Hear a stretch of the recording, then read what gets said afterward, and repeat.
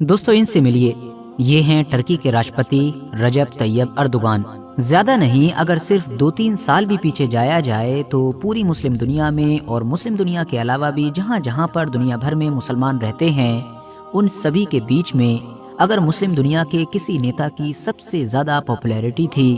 अगर किसी नेता की सबसे ज्यादा पॉजिटिव इमेज थी तो वो कोई और नहीं बल्कि टर्की के यही रजब तैयब अर्दोगान थे। मगर फिर गाजा में जंग शुरू हुई, लोगों को दुनिया को एक अलग नजरिए से देखने का मौका मिला, लोगों ने हर चीज को रियलिस्टिक वे में देखा और उसके बाद सब कुछ बदल गया। क्योंकि फिलिस्तीन की इस जंग की वजह से जिस मुस्लिम नेता की फिर सबसे ज्यादा इमेज खराब हुई वो भी कोई और नहीं बल्कि सिर्फ और सिर्फ रजब तैयब अर्दोगान हैं। मगर दोस्तों पिछले 1-1.5 साल के अंदर जो हुआ वो तो हुआ, लेकिन अब एक बार फिर से टर्की के इन्हीं राष्ट्रपति रजब तैयब अर्दोगान का मिडिल ईस्ट के जिस एक नए कांड के अंदर नाम आ रहा है वो तो यकीनी तौर पर होश उड़ा देने वाला है। और वो जो कांड है वो है दरअसल सीरिया में सिविल वॉर का दोबारा से आगाज होना, सीरिया की जमीन का एक बार फिर से खून से लथपथ हो जाना, वहाँ के आम नागरिकों की बेदर्दी के साथ मौतों का शुरू हो जाना। वैसे तो मुझे अंदाजा है कि आप में से ज्यादातर लोग तो ऐसे होंगे कि जो सीरिया से रिलेटेड खबरें देख रहे होंगे, फोटोज देख रहे होंगे, वीडियोस देख रहे होंगे,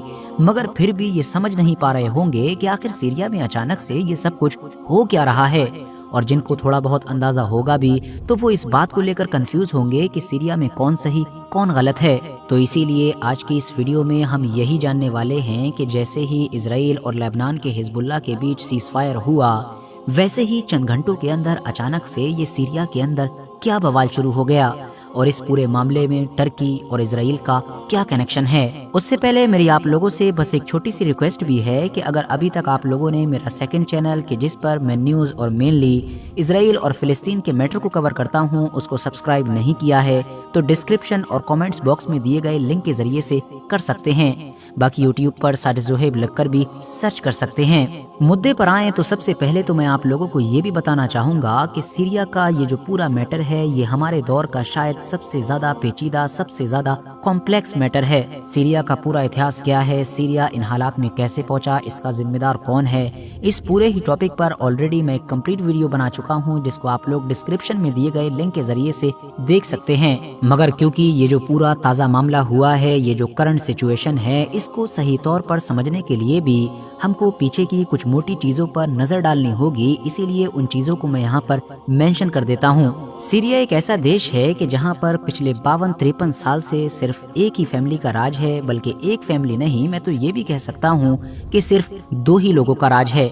एक तो बशर अल असद, जबकि दूसरे हैं उन्हीं के फादर हाफिज अल असद। हाफिज अल असद ने 1971 में सीरिया की कमान संभाली थी और फिर अपनी मौत मतलब कि साल 2000 तक वो इसी गद्दी पर बैठे रहे थे। उसके बाद उनके बेटे यानी कि बशर अल असद ने कमान संभाली और अभी तक मतलब 2024 में भी वही सीरिया के हुक्मरान बने हुए हैं। अब क्योंकि इन दोनों ही लोगों की ये हुकूमत थी तो एक डिक्टेटरशिप ही, और वो भी एक जालिमाना डिक्टेटरशिप कि जहाँ पर अलग अलग मजहबों जैसा कि सुन्नी, शिया या इसके अलावा अलग अलग नस्लों, अलग अलग चीज़ों की वजह से भेदभाव किया जाता था, लोगों पर जुल्म सितम किया जाता था। तो इसीलिए यहाँ के लोग इस हुकूमत से कभी शायद खुश नहीं रहे। नतीजा ये हुआ कि सन 2011 में जब अरब स्प्रिंग आया और मुस्लिम दुनिया के कई देशों की हुकूमतों के तख्ते पलट हुए तो यहाँ के लोगों ने भी मौका गनीमत जानकर असद हुकूमत के खिलाफ बगावत कर दी। लेकिन बशर अल असद ने इन सारे प्रोटेस्ट का जो जवाब दिया वो दरअसल आर्मी के टैंक से दिया, मतलब कि अपने ही देश के वो निहत्ते लोग जो सिर्फ प्रदर्शन कर रहे थे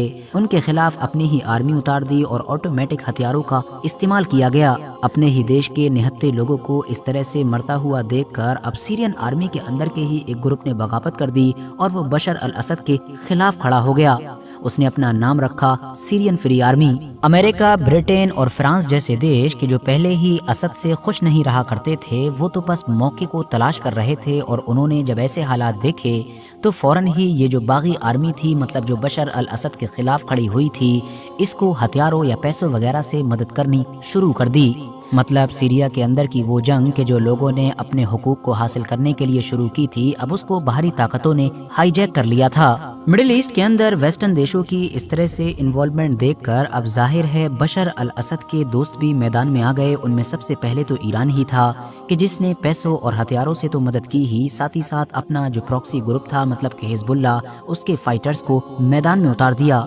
जबकि बाद में रशिया की भी एंट्री हुई कि जिसने पूरी जंग का ही पासा पलट दिया, क्योंकि 2011 से शुरू होने वाली सीरियन सिविल वॉर के जो अभी तक भी खत्म नहीं हुई है, इस पूरी जंग में ये जो बशर अल असद की हुकूमत महफूज रही, न सिर्फ महफूज बल्कि सीरिया के ज्यादातर इलाके को अपने कंट्रोल में रखने में भी कामयाब रही। उसकी वजह सिर्फ और सिर्फ ईरान और रशिया का भरपूर सपोर्ट है। मगर दोस्तों, सीरिया के अंदर जिस वक्त ये सब कुछ चल रहा था, सीरिया पूरा खून से लथपथ था, इन सारी बड़ी बड़ी ताकतों का जंग का मैदान बना हुआ था। उसी दौर में यहाँ पर एक और नई ताकत को भी उभरने का मौका मिल गया और उस ताकत का नाम था ISIS। वैसे ये जो ISIS है, इसको अंदरूनी तौर पर कौन बैक करता है और पूरे मिडिल ईस्ट में ये किस एक ताकत के ऊपर अटैक नहीं करता है, इससे रिलेटेड भी बहुत सारी थ्योरीज मीडिया या सोशल मीडिया पर घूमती ही रहती हैं, जिन पर आप लोगों की भी कभी न कभी नजर पड़ी ही होगी। अब यहाँ पर एक और ग्रुप का नाम भी मेंशन करना जरूरी है, जिसका नाम है SDF। ये कुर्द लोगों का एक ग्रुप था कि जो उन्होंने ISIS से निपटने के लिए बनाया था, मगर क्योंकि जब ये कुर्द लोगों का ग्रुप था तो जाहिर है इनका अब सबसे बड़ा दुश्मन टर्की भी था, या कह सकते हैं कि टर्की के लिए सीरिया के अंदर सबसे बड़ा दुश्मन यही ग्रुप था। टर्की इनको आतंकवादी ग्रुप मानता है और वक्त वक्त पर इनके ऊपर एयर स्ट्राइक्स वगैरह करता रहता है। इतना सब कुछ सुनने के बाद अब आप लोगों को अच्छी तरह से अंदाजा हो गया होगा कि कितनी ज्यादा अंदरूनी और बाहरी पार्टी इस पूरी जंग में इन्वॉल्व हैं। और जब इन सारी पार्टीज ने एक दूसरे के खिलाफ जंग की होगी, इतने सालों तक एक दूसरे के ऊपर अटैक किया होगा, तो फिर सीरिया का ये हाल भला क्यों ना होगा? क्यों लाखों लोगों की मौतें ना होती? क्यों वहाँ के खूबसूरत और ऐतिहासिक शहर मलबे में ना बदल जाते? कुल मिलाकर अब अगर इस बारे में भी बात करें कि इन सारी पार्टीज में से किसके पास सीरिया का कितना इलाका है, तो सबसे ज्यादा तो बशर अल असद की जो आर्मी है उन्हीं के पास है, लगभग 61% के करीब। जबकि जो कुर्दों की SDF है उसके पास 25% के करीब, जबकि बाकी 11% के करीब सीरिया का इलाका उन विद्रोही ग्रुप्स के पास है कि जिनमें सीरियन फ्री आर्मी या फिर HTS वगैरह ग्रुप आते हैं। अब आखिर में बात आती है ताज़ा हालात की कि आखिर अब क्या हुआ है। तो दोस्तों, हुआ ये कि जैसे ही इजराइल और हिजबुल्ला के बीच एक सीज फायर हुआ, अगले चंद घंटों के अंदर ही सोशल मीडिया के थ्रू ये खबरें आना शुरू हो गई थी कि सीरिया के अंदर कुछ ना कुछ गड़बड़ हो रहा है। धीरे धीरे जब तस्वीर क्लियर हुई और सारी खबरें खुलकर सामने आई, तो पता ये चला कि सीरिया की वो सिविल वॉर कि जो कहने को ऑफिशियली खत्म तो कभी भी नहीं हुई थी, लेकिन हाँ पिछले कुछ सालों से ठंडे बस्ते में पड़ी हुई थी, वो अचानक से एक बार फिर से शुरू हो गई है। क्योंकि HTS नाम का वो ग्रुप के जिसका जिक्र हमने पहले भी किया है और जिसके बारे में ये दावा किया जा रहा है कि वो टर्की और अमेरिका बैक्ड है, उसने अचानक से बशर अल असद की जो आर्मी थी उसके जो ठिकाने थे उसके ऊपर अटैक कर दिया। अटैक सीरिया का जो एक मशहूर और ऐतिहासिक शहर अलेप्पो है उसके आसपास के बाहरी इलाकों में किया गया। और ये ठिकाने भी सिर्फ सीरियन आर्मी के नहीं बल्कि हिजबुल्ला और ईरान की IRGC के भी थे। कुल मिलाकर 200 के करीब लड़ाकों की मौत का दावा किया गया, जिसमें माना जा रहा है कि शायद IRGC का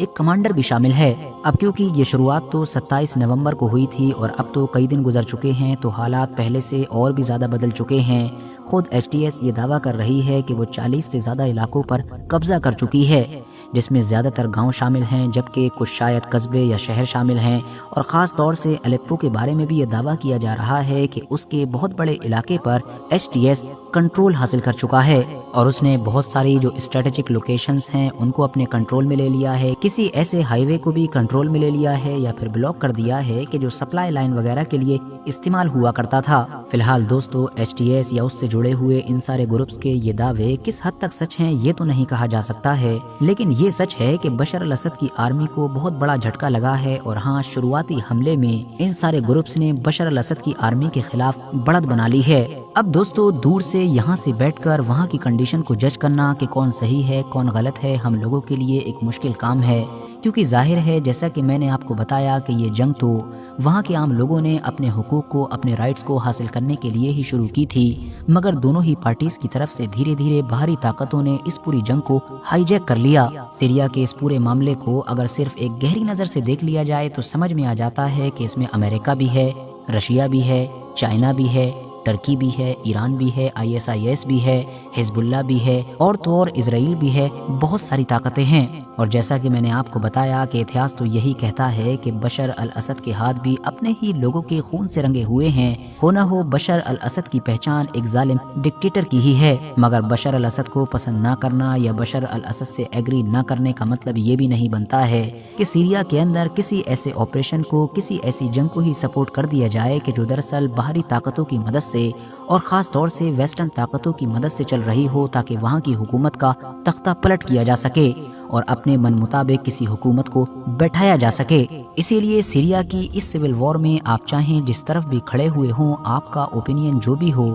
لیکن ایک بات آپ کو ماننی پڑے گی کہ یہ جو 27 نومبر سے اچانک سے جنگ شروع ہوئی ہے، جن حالات میں شروع ہوئی ہے، جس طرح سے شروع ہوئی ہے، اس پر سوال تو بنتے ہی ہیں، شک تو پیدا ہوگا ہی، کیونکہ جیسے ہی اسرائیل اور حزب اللہ کے بیچ سیز فائر ہوا، اگلے چند گھنٹوں کے اندر اتنی تیزی کے ساتھ بڑا حملہ ہوا کہ مانو بہت لمبے وقت سے سب کچھ تیاری تھی، بس کسی بڑی طاقت کی طرف سے ہری جھنڈی کا انتظار کیا جا رہا تھا۔ شک اس لیے بھی پیدا ہوتا ہے کیونکہ 1-2 دن پہلے ہی بنجامن نیتن یاہو کی طرف سے سیریا کے حکمران بشر الاسد کو دھمکی دے دی گئی تھی کہ حزب اللہ اور ایران کے بیچ وہ جو برج کا کام کر رہے ہیں، مطلب ہتھیار وغیرہ کو سپلائی کروا رہے ہیں، ان سب سے باز آ جائیں۔ لیکن ظاہر ہے بشر الاسد کی تو گدی ہی حزب اللہ اور ایران کے سہارے سے رکی ہوئی ہے، تو بھلا وہ اس کام سے پیچھے کیسے ہٹ سکتے ہیں؟ اب اگر ہم اپنی بات کو کنکلوڈ کریں تو ایکسپرٹس کی طرف سے مانا یہ جا رہا ہے کہ اسرائیل اور حزب اللہ کے بیچ یہ جو سیز فائر ہوا ہے، اسرائیل کو پتہ ہے کہ حزب اللہ اب اس وقت میں اپنے آپ کو بڑی تیزی کے ساتھ دوبارہ طاقتور بنانے کی کوشش کرے گا، یا جو اس کی طاقت بکھر گئی ہے لیڈرشپ کے ختم ہونے کی وجہ سے، وہ ان ساری چیزوں کو مینج کرنے کی کوشش کرے گا۔ ظاہر ہے اس چیز میں سیریا کا بڑا کردار ہوگا، کیونکہ سیریا ایران اور حزب اللہ کے بیچ برج کا کام کرتا ہے، سارے ہتھیار وغیرہ سیریا کے ذریعے سے آتے ہیں، ایران کے بڑے بڑے لیڈرز یا ملٹری سے جڑے ہوئے لوگ بھی سیریا کے ذریعے سے ہی سفر کرتے ہیں، تو اسی لیے امریکہ نے اسرائیل کا حزب اللہ کے ساتھ سیز فائر تو کرا دیا، لیکن شاید اس سے پہلے ہی سیریا کے اندر ایک نئے آپریشن کی پلاننگ بھی کر لی تھی، تاکہ کسی طریقے سے حزب اللہ کی جو سپلائی لائن ہے اس کو ڈسٹرائے کیا جا سکے، اور اس کام کے لیے امریکہ نے ٹرکی کے اوپر ہاتھ رکھا، ٹرکی کو پنچ کیا، یا کہہ سکتے ہیں کہ ٹرکی کو منایا، ٹرکی کو کسی بھی طریقے سے پریشرائز کیا۔ جو بھی ہوا ہو، فی الحال ٹرکی کے بیک کرنے کے بعد ہی یہ آپریشن شروع کیا گیا۔ ایک فیکٹر یہ بھی بتایا جا رہا ہے کہ شاید امریکہ سمیت ساری ویسٹرن پاورز کو، ٹرکی کو یا پھر ان سارے گروپس کو یہ بات محسوس ہو رہی تھی کہ یہی سب سے اچھا موقع ہے کہ سیرین آرمی کے اوپر حملہ کر کے بشر الاسد کی حکومت کو پلٹا جا سکتا ہے، کیونکہ موجودہ دور میں حزب اللہ کافی حد تک کمزور ہو چکا ہے، اس کو سنبھلنے میں ٹائم لگے گا۔ ایران بھی اسرائیل کے ساتھ بری طریقے سے الجھا ہوا ہے، جبکہ جو سب سے بڑی طاقت ہے مطلب کہ رشیا، وہ بھی یوکرین وار میں الجھا ہوا ہے، تو اگر اس وقت کوئی بھی آپریشن کیا جائے تو آسانی کے ساتھ زیادہ سے زیادہ بڑے علاقے پر فتح حاصل کی جا سکتی ہے، اور یہی سوچ کر اس آپریشن کو انجام دیا گیا ہے، اور شاید شروعاتی کچھ دنوں میں ان کی یہ سوچ، ان کی یہ پلاننگ صحیح بھی ثابت ہو رہی ہے، مگر کیونکہ اب رشیا نے بھی خطرناک بمباری شروع کر دی ہے، تو آگے کیا ہوگا یہ تو آنے والا وقت ہی بتائے گا۔ فی الحال دوستو، آج کی اپنی ویڈیو کو بھی ہم یہیں پر ختم کرتے ہیں۔ ویڈیو اگر جانکاری سے بھرپور لگی ہو تو لائک کرنے کے ساتھ ساتھ دوستوں کے ساتھ ضرور شیئر کریں، اور ایسی ہی نالجبل اور ہسٹوریکل ویڈیوز ہمیشہ دیکھنے کے لیے ہمارے اس چینل کو سبسکرائب کرنے کے ساتھ ساتھ بیل آئیکن کو ضرور پریس کریں۔